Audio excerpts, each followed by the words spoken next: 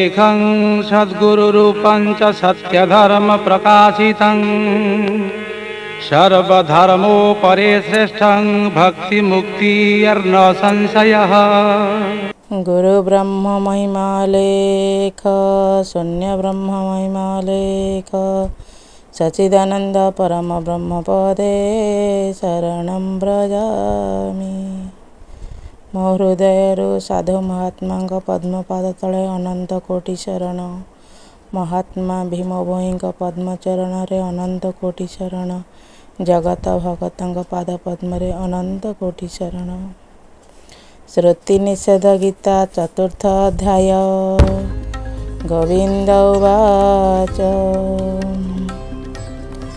गोविंदाकार पत्र जोड़ी श्री गुरु पाद तले पड़ी।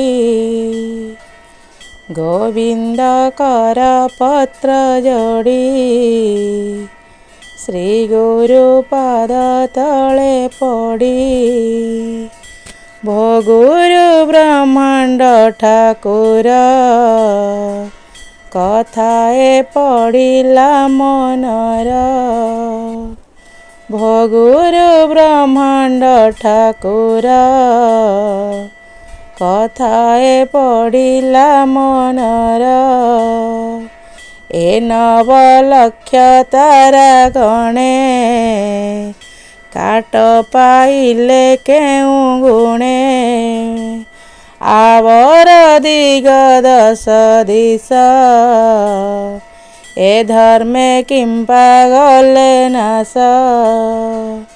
प्रसन्न होई कह प्रभु धर्म वचन कन्ने शुभु।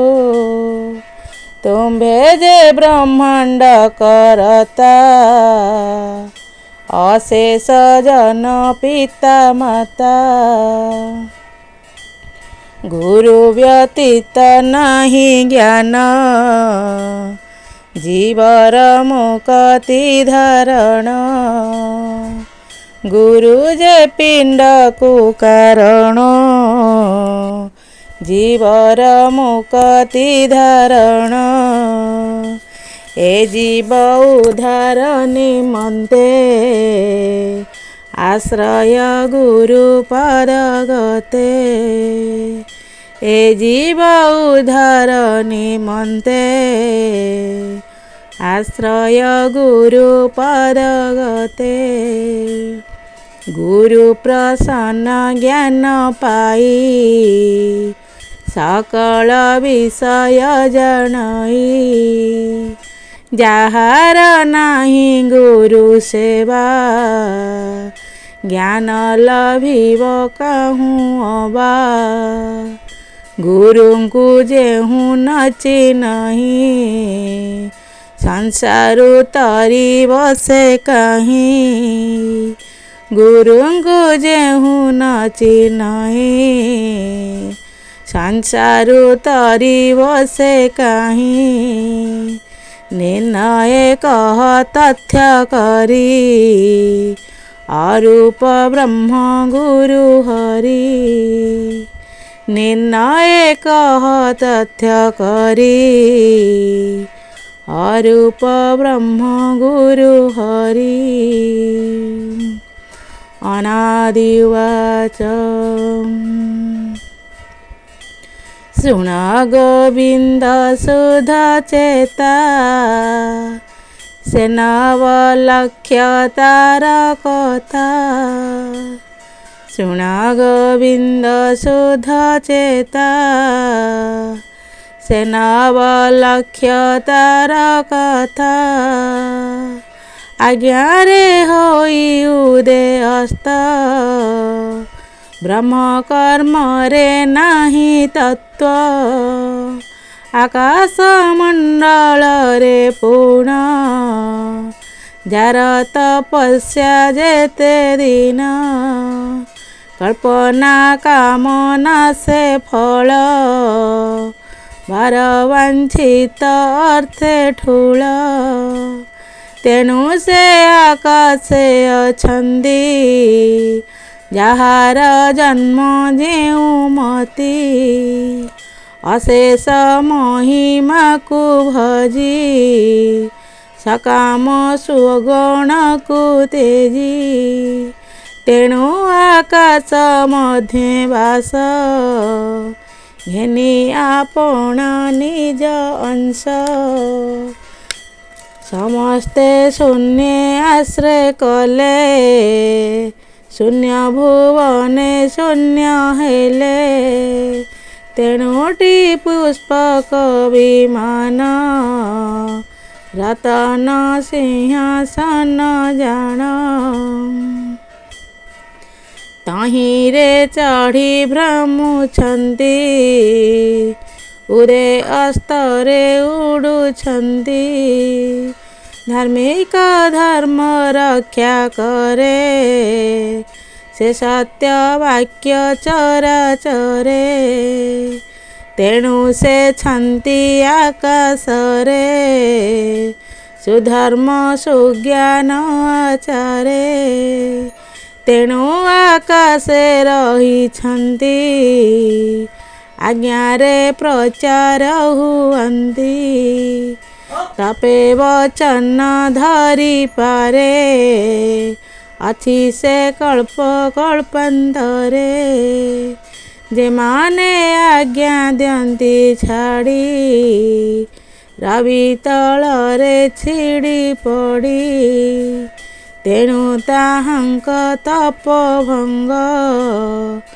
ନାହିଁଟି ଶୁଭାଶୁଭ ଅଙ୍ଗ ସେହିଟି ଯୁଗ ଅନୁକୂଳ ଲଗ୍ନରେ ହୋଇ ଫଳାଫଳ ସେ ଯେବେ ନଥାନ୍ତେ ଶୂନ୍ୟରେ ଘଡ଼ି ଗଣନ୍ତେ କି ପ୍ରକାରେ ଶୁଭାଶୁଭରେ ସେହୁ ସାକ୍ଷୀ ପଣ୍ଡିତ ଶାସ୍ତ୍ରରେ ଯେ ଲେଖି ଶୁଭାଶୁଭରେ ସେହୁ ସାକ୍ଷୀ ପଣ୍ଡିତ ଶାସ୍ତ୍ରରେ ଯେ ଲେଖି ତେଣୁ ହୋଇଲା ଦିବା ରାତି ଯେ ଶୁଭ ଅନୁକୂଳ ସ୍ଥିତି ଦିବସ ରଜନୀ ତାଙ୍କର ଦଣ୍ଡେ ମୁହୂର୍ତ୍ତେ ନାହିଁ ପାର ତାଙ୍କ ବିଷୟ ଲାଗି ତାଙ୍କୁ ସକାମ ଲେଖି ସେମାନଙ୍କୁ ରଚନା ରୂପେ ହୋଇଛନ୍ତି ସକାମ ଲେଖି ସେମାନଙ୍କୁ ରଚନା ରୂପ ହୋଇଛନ୍ତି ଜ୍ୱଳା କୀଟ ପ୍ରାୟ ଜ୍ୟୋତି ତେଣୁଟି ଆଲୁଅ ପ୍ରକାଶ ଶୋଭା ପାଉଛି ଦଶ ଦିଶ ନୋହିଲେ ଅନ୍ଧାର ହୁଅନ୍ତା ଦିବା ରଜନୀ ନ ବାରନ୍ତା ଯେଉଁ ସେ ଆକାଶେ ଅଛନ୍ତି ନିଷ୍କାମ ଲଭି ନ ପାରନ୍ତି ନିର୍ଗୁଣ ହୋଇ ଯେଉଁ କଥା ଅମୃତ ବୟ ଶ୍ରୋତା ବ୍ରହ୍ମ ନୋହିଲେ ତେଣୁ ଲକ୍ଷ୍ୟ ସେ ଯୋଗୁ କାଟ ଗଲେ ଦେଖ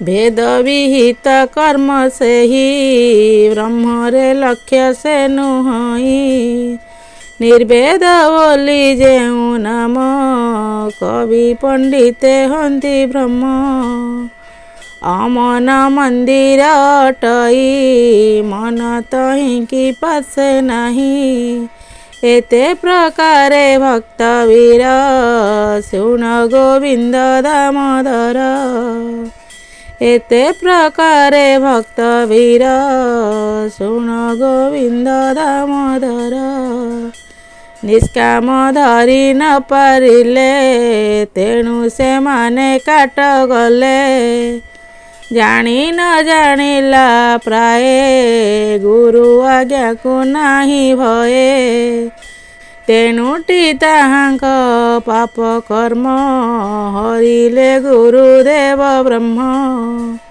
ତେଜକୁ ଛଡ଼ାଇ ଆଣିଲେ ନିଜ ଅଙ୍ଗରେ ସମ୍ପାଦିଲେ ଗୋଟିଏ କଳା ଘେନି ପ୍ରଭୁ ବିଜୟ ଅଭୟପୁରରୁ ବୈଷ୍ଣବ ଅବତାର ହୋଇ ଅଶେଷ କଳ ଅଙ୍ଗେ ବହି। ତେଣୁ ସେ ନଗଣି କାହାକୁ ଆପେ ବିଜୟ ମର୍ତ୍ତ୍ୟକୁ। ତାହାଙ୍କ ଅଗାଧ ମହିମା କେ ବୁଝିପାରେ ଗୁଣ ସୀମା। ସିନ୍ଧୁ ପରାଏ ବ୍ରହ୍ମ ସେହି ତଦନ୍ତେ ବିହିତ କୁହାଇ। ଯେ ବ୍ରହ୍ମେ ବ୍ରହ୍ମ ହୋଇପାରେ ତାଙ୍କ ମହିମା ସେ ଉଚାରେ। ହୋଇଲେ ଚନ୍ଦ୍ର ସୂର୍ଯ୍ୟ ବଣା କେ କରିପାରିବ କଳନା। ଶୁଣିଲୁ ଟିକି ହେବ କତ ତାରାଗଣଙ୍କ ଭାବ ମତ। ଶୁଣିଲୁ ଟିକି ହେବ କତ ତାରାଗଣଙ୍କ ଭାବ ମତ। ଗୋବିନ୍ଦ ଉବାଚ ପ୍ରଭୁ ଭଲ ତ କହିଲ ଚନ୍ଦ୍ର ସୂର୍ଯ୍ୟଙ୍କୁ କାଟିଦେଲ। ବ୍ରହ୍ମାଣ୍ଡ ଦୀପ ସେ ଅଟନ୍ତି ରାତ୍ର ଦିବସ ଖଟିଛନ୍ତି। ନହିଲେ ପୃଥ୍ୱୀ ଅନ୍ଧକାର କେ ଅବା କରନ୍ତି ଗୋଚର। ରାତ୍ର କେ ଦିବସ ଗୋଟିଏ ତେଣୁ ତ୍ରିପୁର ଶୋଭା ପାଏ। ଏହୁ ନହିଲେ ଉଦୟସ୍ତ ରାତ୍ର ଦିବସରେ କାନ୍ତ। ଉଦୟ ଅସ୍ତ ପ୍ରତିଦିନ ଏମାନେ ନ ଚିହ୍ନିକି ଜ୍ଞାନ। ଅଛନ୍ତି ପୃଥ୍ୱୀ କି ଧାରଣ କେମନ୍ତେ ନ ଜାଣିବା ପୁଣ। ପ୍ରଭୁ କହ ତଥ୍ୟ କରି ଅଗାଧ ନିଗମ ବିଚାରି। ନାଦି ଉବାଚ ଶୁଣ ଗୋବିନ୍ଦ ହେତୁ ଦେଇ ଶ୍ରୁତି ନିଷେଧ କହୁ ଫେଇ।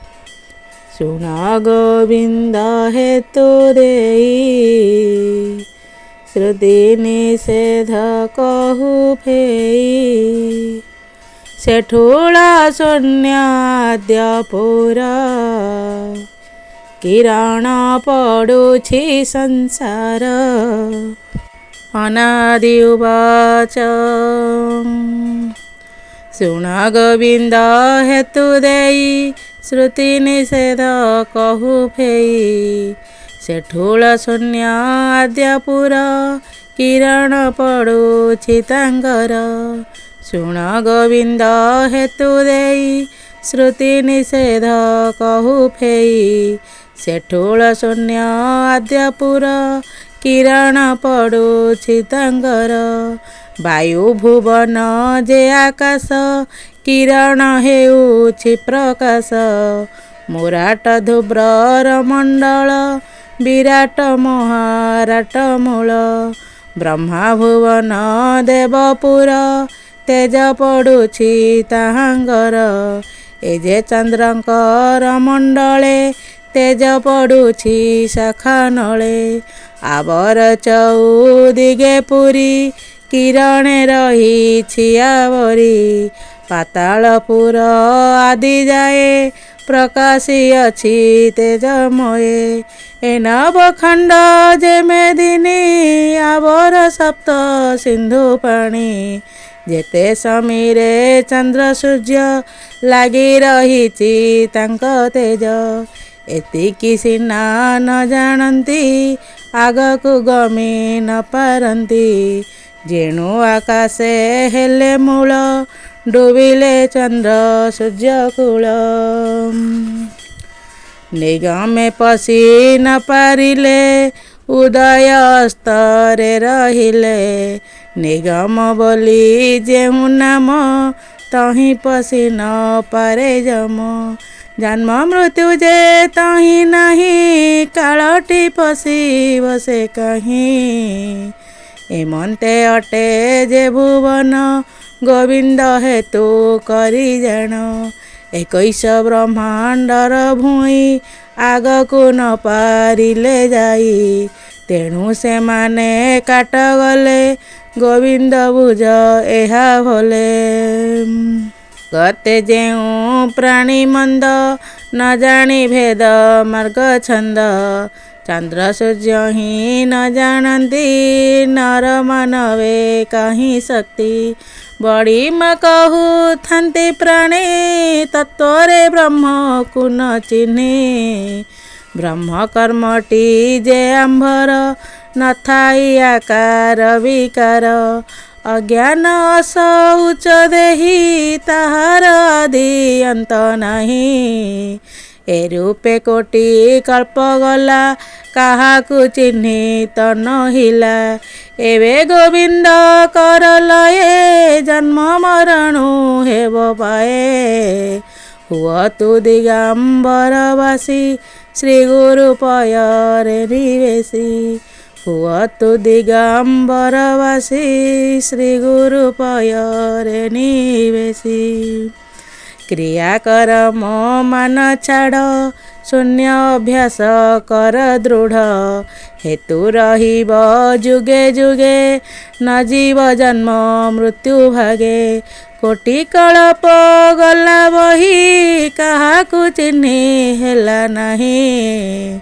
ପୁଣି କୋଟିଏ କଳ୍ପ ଗଲା, କେହି ତ ଧରି ନ ପାରିଲା। ଏବେ ମୁଁ କହୁଅଛି ତୋତେ, ସଂସାରୁ ତରିବୁ ଯେ ମନ୍ତେ। ପିଣ୍ଡ ପ୍ରାଣକୁ ଦାନ ଦେଇ, ନିର୍ବେଦେ ପଶି ବୁଝ ସାଇ।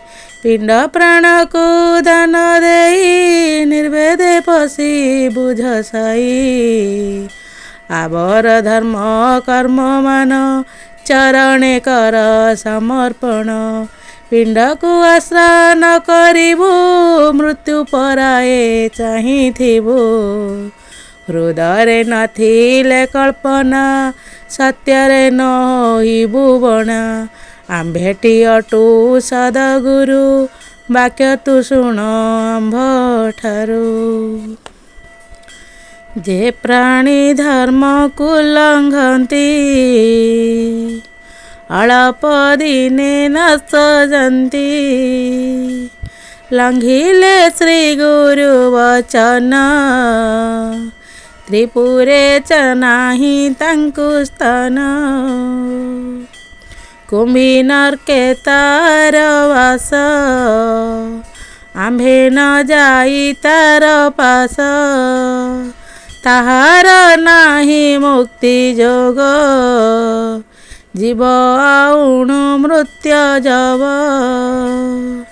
ସ୍ୱରୂପ କହିଲି ଗୋବିନ୍ଦ, ଧର ତୁ ସର୍ବକର୍ମ ଛେଦ। ହୃଦୟରେ ନଥିଲେ କଳ୍ପନା, ସତ୍ୟରେ ନ ହୋଇବୁ ବଣା। ଆମ୍ଭେଟି ସତୁ ସଦଗୁରୁ, ବାକ୍ୟ ତୁ ଶୁଣ ଆମ୍ଭଠାରୁ। ଯେ ପ୍ରାଣୀ ଧର୍ମକୁ ଲଙ୍ଘନ୍ତି, ଅଳପ ଦିନେ ନାଶ ଯାନ୍ତି। ଲଙ୍ଘିଲେ ଶ୍ରୀ ଗୁରୁ ବଚନ, ତ୍ରିପୁରେ ନାହିଁ ତାକୁ ସ୍ଥାନ। କୁମ୍ଭୀ ନରକେ ତାର ବାସ, ଆମ୍ଭେ ନ ଯାଇ ତାର ପାଶ। ତାହାର ନାହିଁ ମୁକ୍ତି ଯୋଗ, ଜୀବ ଥାଉଣୁ ମୃତ୍ୟୁ ଯୋଗ। ସ୍ୱରୂପ କହିଲି ଗୋବିନ୍ଦ, ଧର ତୁ ସର୍ବକର୍ମ ଛେଦ।